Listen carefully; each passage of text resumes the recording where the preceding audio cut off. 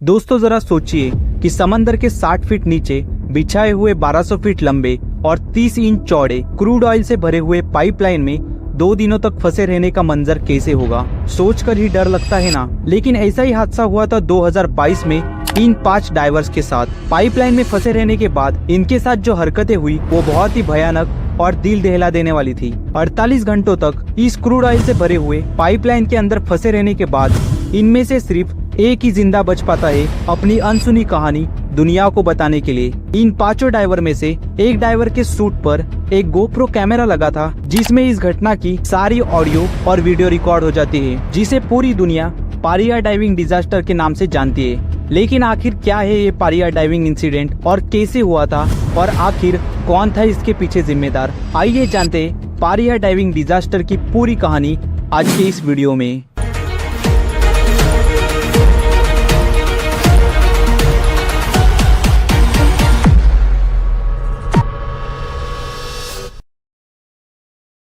पच्चीस फरवरी 2022 LMCS के diverse के लिए नॉर्मल वर्किंग डे जैसा ही था। LMCS जो कि land and marine construction services की कंपनी थी और उन्हें Pariya fuel trading limited company के पाइपलाइन के मेंटेनेंस का कॉन्ट्रैक्ट मिला था। पारिया फ्यूल जो कि ट्रिनिडा और टोबैगो में स्थित एक गवर्नमेंट ओन ऑयल कंपनी है। इस पाइपलाइन के मेंटेनेंस के ऑपरेशन को LMCS के 5 professional divers Kazim Ali junior, Yusuf Henry, Faizal Kurban, Rishi नागासर और क्रिस्टोफर बुद्रम हैंडल कर रहे थे।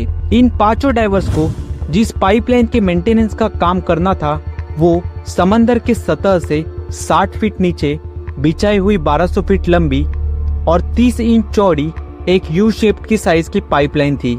और इस पाइपलाइन के 2 एंड थे, बर्थ 5 और बर्थ 6। और इस पाइपलाइन का काम था बर्थ 6 से जहां बड़ी बड़ी शिप्स अपने क्रूड ऑयल को अनलोड करती थी और वहां से उसे बर्थ 5 तक ले जाना जहां मेन रिफाइनरी लगी है। हालांकि उस वक्त ये पाइपलाइन सर्विस में नहीं थी पर जरूरत पड़ने पर उसे यूज किया जा सकता था और इंडस्ट्री में उसे डेड लेग कहते हैं। मेंटेनेंस के काम को करने के लिए उन्हें सबसे पहले उस पाइप को समंदर के पानी से अलग करना पड़ता था, इसलिए वो स्पेशली डिजाइन मशीन का इस्तेमाल किया करते थे जिसे हाइपरबैरिक चेम्बर या फिर हैबिटेड बेल कहा जाता है। ये 8 बाय 8 फीट के क्यूब के साइज का होता है। LMCS के वर्कर्स ने इस क्यूब के स्ट्रक्चर को उस पाइपलाइन के बर्थ 6 के ऊपर इंस्टॉल किया ताकि वर्क एरिया के अंदर के पानी को बाहर निकाला जा सके। इस हैबिटेट के अंदर ऑक्सीजन के प्रेशर की वजह से समंदर का पानी इस हैबिटेट के अंदर नहीं जा पाता है और मेंटेनेंस टीम के लिए ड्राई वर्क स्पेस प्रोवाइड होता है और इसके अंदर वर्कर्स आराम से खड़े होकर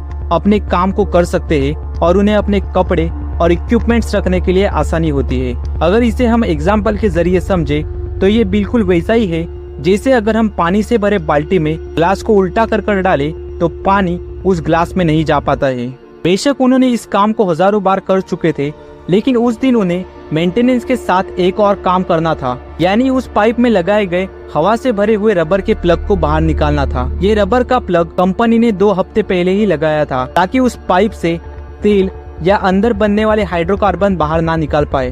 वो लोग ये नहीं जानते थे कि पाइप में पहले से ही डिफरेंशियल प्रेशर बना हुआ है जिसे डेल्टा पी भी कहते हैं। हम इस डिफरेंशियल प्रेशर यानी डेल्टा पी को एग्जाम्पल के जरिए समझते हैं। ऐसे समझिए कि वहाँ पर उस पाइप में जो इन्फ्लेटेबल प्लग लगा हुआ है जो उन्हें वहाँ से निकालना है, अगर वो उसे निकाल देंगे तो हैबिटेट में मौजूद हाई प्रेशर उस पाइप के लो प्रेशर की खाली जगह पर जाने की कोशिश करेगा ताकि सारे सेक्शन में सेम लेवल का प्रेशर क्रिएट हो जाए। इसका मतलब ये है कि वो हैबिटेट वाला प्रेशर जब उस पाइप में अपनी जगह बनाने के लिए तेजी से जाता तो वो अपने साथ आसपास की सारी चीजों को अपने साथ अंदर लेके चला जाता, फिर चाहे वो कोई इक्विपमेंट्स हो या फिर चाहे कोई इंसान ही क्यों ना हो। कुल मिलाकर उस रबर के प्लग को हटाना उनके लिए मौत को बुलाने जैसा ही था। लेकिन वो 5 डाइवर्स इससे अनजान थे। ये एक स्टैंडर्ड प्रोसीजर थी और ऐसे काम के लिए इंटेंस प्लानिंग, रिस्क कैलकुलेशन और क्लोज मॉनिटरिंग की जरूरत थी और ऐसी प्लानिंग और डिस्कशन काफी वक्त ले सकती है। लेकिन इस ऑयल कंपनी को सेफ ऑपरेशन के लिए तैयारी करने का टाइम नहीं मिला होगा और ज्यादातर एम्प्लॉय की तरह ये 5 डाइवर्स सिर्फ अपने ऑर्डर्स को फॉलो कर रहे थे। 5 डाइवर्स अपने वर्क साइट पर उतरते हैं लेकिन वो इस सरप्राइज के लिए तैयार नहीं थे। काजिम अली जूनियर एक रेंज को अपने दूसरे टीम मेंबर को देता है ताकि वो उस पाइप में लगे प्लग को निकाल सके।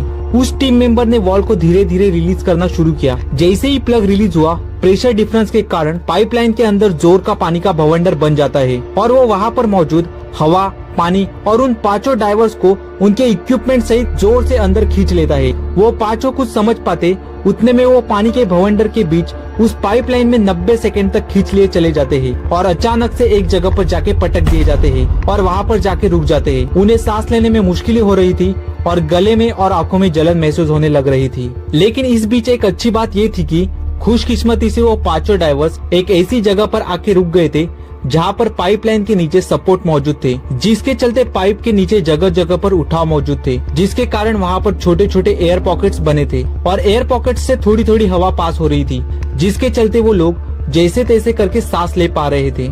उन पांचों डाइवर्स की सर्वाइवल की जंग की ये सिर्फ शुरुआत थी। वो काफी डरे हुए थे और इंजरी से गुजर रहे थे। इस डर और अफरा तफरी के बीच उन्होंने जोर जोर से एक दूसरे के नाम पुकारे, जिसके चलते उन्हें ये समझ आया कि वो सारे पाइप के अंदर जिंदा है और वो एक दूसरे से बात करते रहे और एक दूसरे को हिम्मत देने की कोशिश करते रहे। गोप्रो कैमरा जो उनके साथ था उसमें हर एक पल रिकॉर्ड हो रहा था। उनके डर और संघर्ष की आवाज उसमें कैप्चर हो रही थी।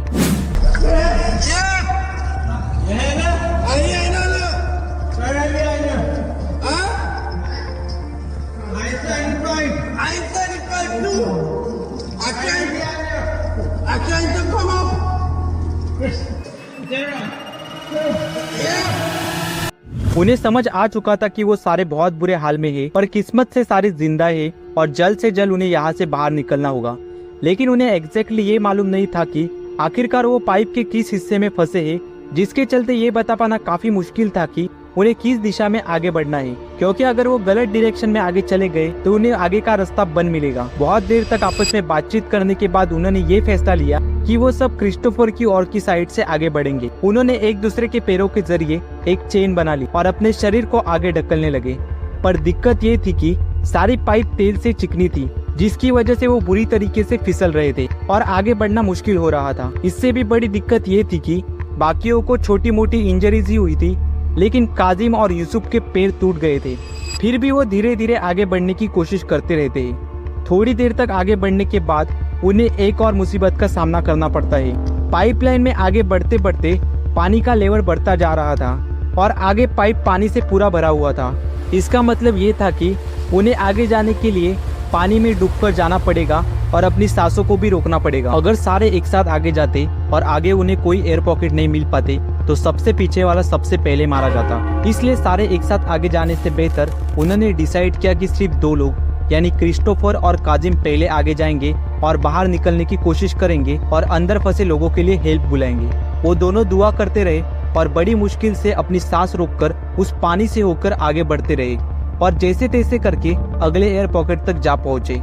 लेकिन काजिम का टूटा पैर उसे और आगे बढ़ने नहीं दे रहा था। ऐसे में दोनों ने ये फैसला किया कि अब सिर्फ क्रिस्टोफर ही आगे जाएगा और क्रिस ने प्रॉमिस किया कि वो जरूर मदद लेकर आएगा। क्रिस्टोफर ने अपने ऑक्सीजन सिलेंडर को अपने सीने से आगे लगा लिया और पाइपलाइन में आगे बढ़ता रहा। जैसे तैसे क्रिस्टोफर आगे बढ़ रहा था तभी उसने ये महसूस किया कि उसका ऑक्सीजन खत्म हो रहा है।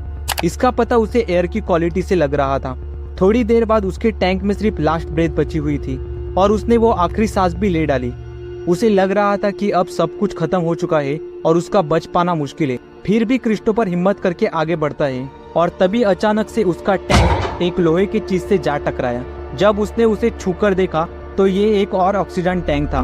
उसने जल्दी से उस ऑक्सीजन टैंक के रेगुलेटर को ढूंढा। रेगुलेटर उसे मिल भी गया, लेकिन रेगुलेटर का माउथ बुरी तरीके से टूटा हुआ था और ऑयल से गंदा हुआ था।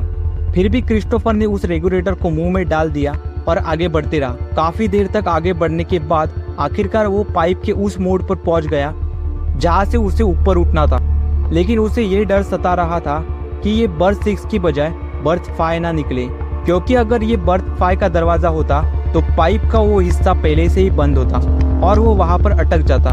क्रिस्टोफर भगवान का नाम लेते हुए आगे बढ़ता है और बस यही प्रार्थना करता है कि ये दरवाजा बर्थ 6 ही हो, क्योंकि वो पांचों डाइवर्स बर्थ 6 के जरिए ही पाइप के अंदर खींच लिए गए थे, जहाँ उन्होंने पहले से ही उस रबर के प्लग को निकाला था। इसका मतलब उस पाइप का मुंह पहले से ही खुला होगा। क्रिस्टोफर ने अपनी पूरी ताकत लगाकर उस पाइप के टॉप पर पहुंचने की कोशिश की।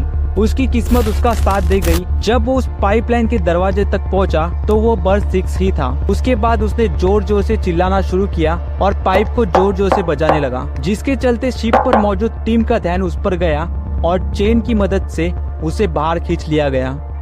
जब क्रिस्टोफर को बाहर निकाला गया तब वो खुशी से भावुक हो गया था, क्योंकि वो जानता था कि अब वो बच गया है और अब उसके साथियों को भी बचा लिया जाएगा। जिसके बाद तुरंत उसने टीम को बता दिया कि पाइप के कुछ हिस्सों में एयर पॉकेट बने हुए हैं, जहां पर बाकी के 4 डाइवर्स अभी भी जिंदा है और वो वहां पर फंसे हैं। क्रिस्टोफर ने उन्हें सारी चीजें एकदम डिटेल से बताई ताकि उन्हें उन डाइवर्स के पोजीशन का पता लगाने में ज्यादा तकलीफ ना हो और कम से कम वक्त में टीम उन डाइवर्स को ढूंढ पाए और उन्हें बाहर निकाल सके। क्रिस्टोफर बहुत ही ज्यादा थका हुआ था और उसकी आंखों और फेफड़ों में ऑयल की वजह से जलन हो रही थी। इसके बाद उसे तुरंत हॉस्पिटल ले जाया गया, लेकिन इसके बाद LMCH की टीम को क्रिस्टोफर की कहानी पर विश्वास नहीं था। कंपनी को लगा कि पाइपलाइन पूरी तरीके से ऑयल से भरी हुई है और जो ऑक्सीजन टैंक उनके पास है वो सिर्फ 1 घंटे तक ही काम करेंगे, जिसका मतलब कि वो उतनी देर तक वहां पर जिंदा नहीं रह सकते। लेकिन इसके बाद LMCH के कुछ टीम मेंबर्स नीचे पानी में उतरते हैं और उस पाइप को बजाने लगते हैं ताकि वो ये जान सके कि क्या सच में इस पाइप में अभी भी कोई जिंदा है या नहीं। तो सामने से भी उन्हें पाइप के अंदर से खटखटाने की आवाज आ रही थी।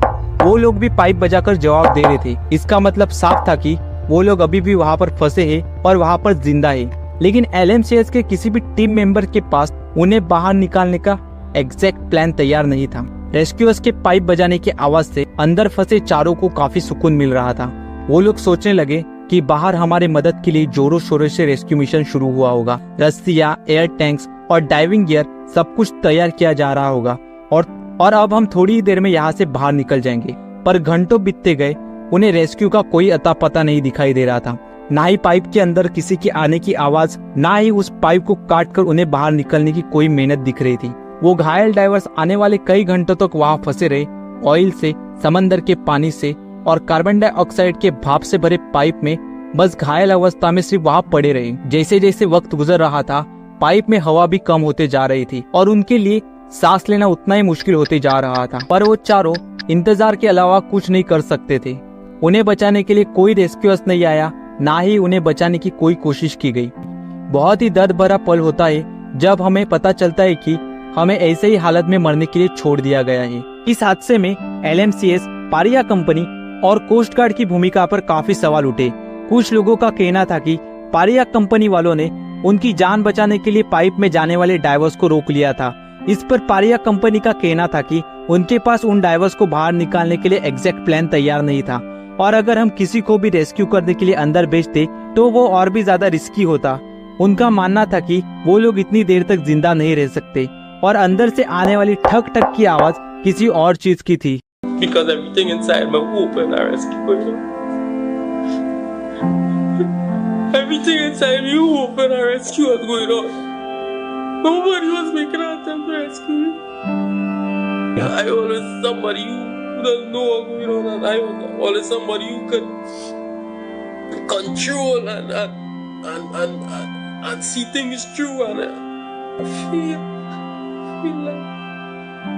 और वही कोस्ट गार्ड का कहना था कि उनसे कहा गया था कि पारिया कंपनी वाले उन्हें बचाने के लिए खुद कोशिश कर रहे हैं, लेकिन सच तो ये था कि उन डाइवर्स को उसी हालत में वहां मरने के लिए छोड़ दिया गया था। 25 फरवरी को 5 बजे जब क्रिस्टोफर को रेस्क्यू किया गया था तब तक वो लोग जिंदा थे। यहाँ तक कि बहुत लोगों का मानना था कि उन्होंने लगभग 48 घंटे तक उस पाइप से ठक ठक की आवाज सुनी थी। 27 फरवरी को पारिया कंपनी के चेयरमैन न्यूमैन जॉर्ज ने प्रेस कॉन्फ्रेंस में बताया कि बाकी बचे हुए डाइवर्स को मृत मान लिया गया है। 28 फरवरी शाम के 7 बजे कंपनी वालों ने फ्लश करके 3 डाइवर्स की बॉडी को निकाल लिया, लेकिन एक डाइवर की बॉडी अभी भी उस पाइप में फंसी हुई थी। 3 मार्च 2022 को करीब 12:30 बजे उस बॉडी को भी बरामद कर लिया गया था, जो कि ऋषि नागासर की थी। उनकी डेड बॉडी की हालत इतनी खराब थी कि उन्हें पहचानना भी नामुमकिन था। डेड बॉडीज की 2 बार ऑटोप्सी कराई गई, पर दोनों रिपोर्ट्स में अलग अलग रिजल्ट आ रहे थे। लेकिन इन रिपोर्ट्स में पाया गया कि फैजल कुर्बान 26 तारीख को शाम के 6 बजे तक जिंदा था, तो यूसुफ हेनरी 27 तक और ऋषि नागासर 25 की रात तक।